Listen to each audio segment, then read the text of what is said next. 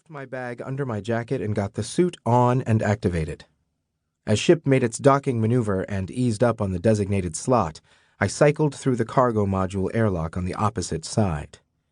Ship's drones gathered to watch me, confused as to why I was going out the wrong door and beeping sadly about it. As ship locked onto the station, I slipped out the airlock and sent a close and seal request. As I pulled myself along ship's outer skin, I deleted the last few bits of me from its memory. Bye, ship. You were there when it counted. If a report of what had happened on Milu had gone out on a faster transport, ship's progress was leisurely, at best, then it could have easily beat me here. They might know that a SecUnit had come to Milu, saved some humans, failed to save a human-form bot, and that ship was the only transport who had left Milu right after all that happened. Me not being aboard when they searched, with no sign of having been there, would obscure the issue somewhat. It's not like I needed any food or used waste disposal. I'd used a little extra air in the shower, but I'd purged the recycling logs. A forensic sweep might show that I'd been there, if forensic sweeps worked like they did in the entertainment media, which, come to think about it, I had no idea if they did or not. Note to self, look up real forensic sweeps. I reached the side of the station, doing a physical scan for security cams or drones or whatever, while searching for feed and comm signals.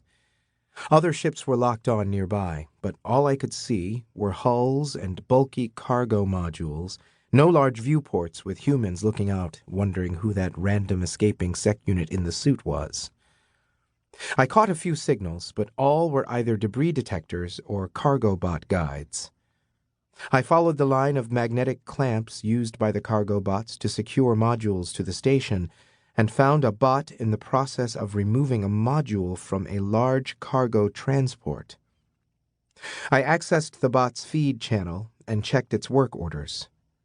The transport it was currently working on was bot-piloted, crew on leave, passengers disembarked. I asked the cargo bot if I could go inside the transport before it inserted the new empty module. It said sure.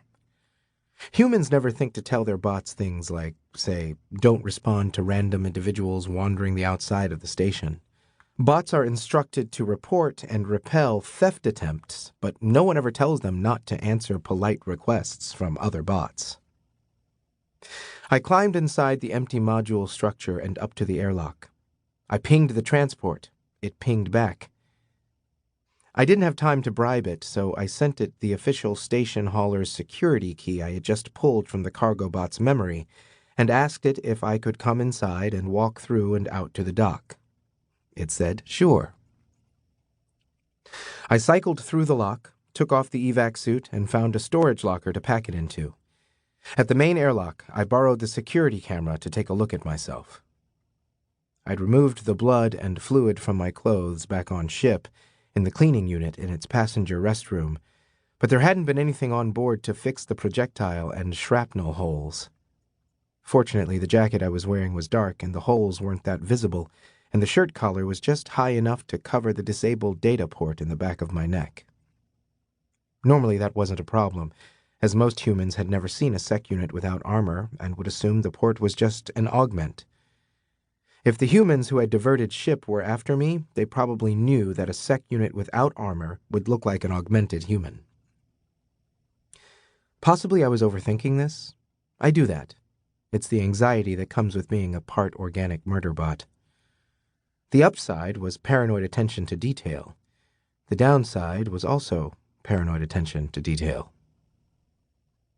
I made sure I was running the code I'd written to make my walking gait and body language more human, deleted myself out of the transport's log, and walked out through the main airlock into the station docks.